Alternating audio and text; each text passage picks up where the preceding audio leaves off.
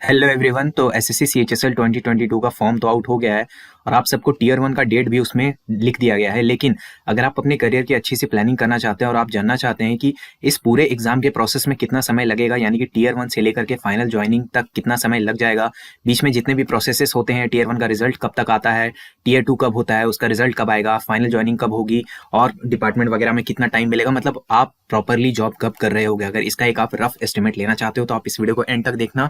इस वीडियो में आपको इसके रिगार्डिंग कंप्लीट इन्फॉर्मेशन मिल जाएगी। मच अवेटेड वीडियो है, बहुत दिनों से आप लोगों ने इसका रिक्वेस्ट करा हुआ था। टीयर वन तो हम सबको पता है कि फरवरी और मार्च 2023 में शेड्यूल्ड है, यानी कि मोस्ट प्रोबेबली फरवरी के लास्ट वीक और मार्च के फर्स्ट वीक तक ये एक्सटेंड होगा टीयर वन का एग्जाम सीएचएसएल का। ठीक, और यहाँ पर आप देख लो सीएचएसएल के जो मॉक्स हैं वो एग्जाम क्लस्टर ऐप पे अवेलेबल है, तो चाहो तो वहां से जाकर के आप चेकआउट कर सकते हो, इसको लेना चाहो तो ले सकते हो। ठीक है, ये बस एक छोटा सा अनाउंसमेंट था आप सबके लिए।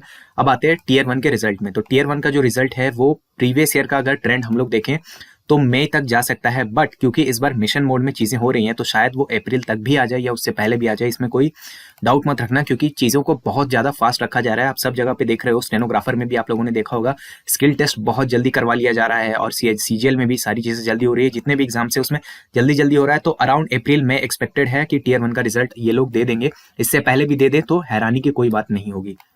फिर टीयर टू में आते हैं। तो टीयर टू आपको पता होगा इस बार पैटर्न में चेंजेस आए हैं, तो टीयर टू में जो जीके वगैरह इंक्लूड किया गया है, तो टीयर टू का जो एग्जाम है वो आपका मई जून में एक्सपेक्टेड है, मई जून 2023 में। इसमें भी आप देखो जो लोअर एंड है मई, यही पकड़ के चलना, बट सेफ साइड के लिए मैं यहाँ जून इंक्लूड कर रहा हूँ कि मई या जून में टीयर टू एक्सपेक्टेड है कि हो सकता है।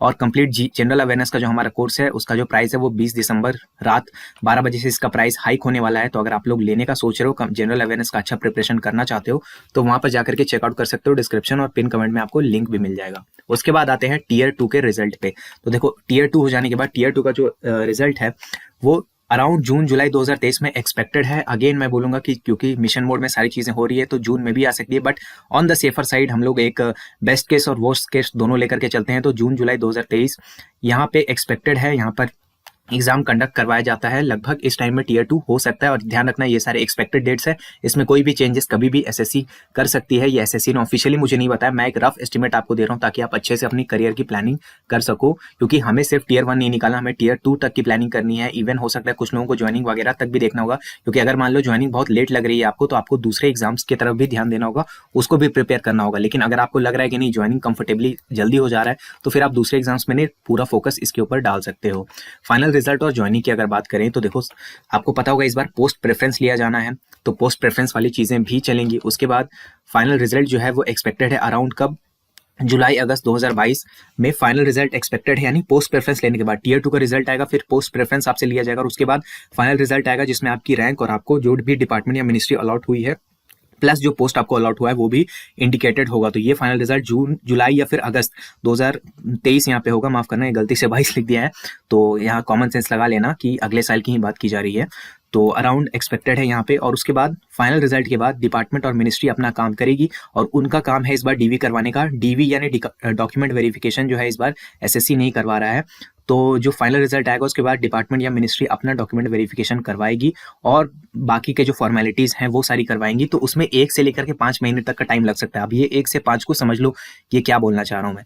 देखो कुछ जो मिनिस्ट्रीज होते हैं या कुछ जो डिपार्टमेंट्स होते हैं वो बहुत फास्ट काम करते हैं, जैसे कि अभी आपने सीजीएल में भी देखा होगा कि जो एमईए डिपार्टमेंट है, मिनिस्ट्री है माफ करना, उन लोगों ने बहुत ही जल्दी ज्वाइनिंग दिया है सीजीएल के अंदर। ठीक है, तो इसी तरह यहाँ पर भी सेम मिनिस्ट्रीज जो आपको मिलेंगी वो काफी जल्दी ज्वाइनिंग देती है, बट कुछ कुछ मिनिस्ट्री या डिपार्टमेंट है वो थोड़ा सा स्लो काम करते हैं। मान लो अगर स्टेट प्रेफरेंस लेना है, जैसे पोस्टल असिस्टेंट वाला जो पोस्ट पहले हुआ करता था, अब तो नहीं है, लेकिन पोस्टल डिपार्टमेंट तो अभी है ही, एलडीसी है, तो जहां पर भी आपको पोस्ट प्रेफरेंस स्टेट प्रेफरेंस मांगा जाएगा, आगे भी कुछ चीजें हैं उसमें थोड़ा सा टाइम लग सकता है। तो ऑन मतलब मैक्सिमम जो बहुत लेट भी जाएगा तो मुझे नहीं लगता 5 मंथ से ज्यादा लेट जाना चाहिए, और ऐसे मैक्सिमम मुझे लगता है कि ईयर एंड से पहले सारी चीजें हो ही जानी चाहिए, क्योंकि मिशन मोड में सारी चीजें चल रही है। तो अगर बहुत स्लो डिपार्टमेंट भी है वो भी आपको ईयर एंड यानी 2023 के एंड से पहले पहले ज्वाइनिंग दे देगा। ये 100% आप श्योरिटी मेंटेन करके रखो।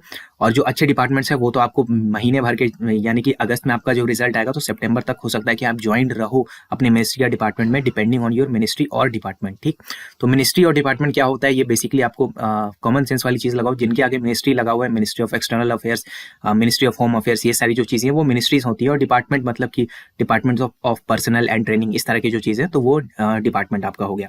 तो ये बेसिक बातें थी, ये मैंने आपको एक रफ आइडिया दिया। आई होप आप इससे करियर की अच्छी प्लानिंग करोगे और अच्छे से प्रिपरेशन कर रहे होगे। प्रिपरेशन के लिए अगर आपको मॉक टेस्ट चाहिए तो कहाँ मिलेंगे? एग्जाम क्लस्टर ऐप पे। फ्री सेक्शनल टेस्ट चाहिए तो वो भी मिलेंगे आपको एग्जाम क्लस्टर ऐप पे। और जनरल अवेयरनेस का कोर्स अगर लेना चाहते हो, उसमें मुझसे पढ़ना चाहते हो, और जो भी एग्जाम क्लस्टर के बेहतरीन टीम मेंबर्स हैं, निकिता मैम है जिन्होंने एसएससी के सारे एग्जाम्स में बहुत ही अच्छा फोड़ा है, बहुत ही बेहतरीन उन्होंने स्कोर किया है, और सीएचएसएल में तो उनकी जो रैंक है वो बनी है ऑल इंडिया रैंक 61।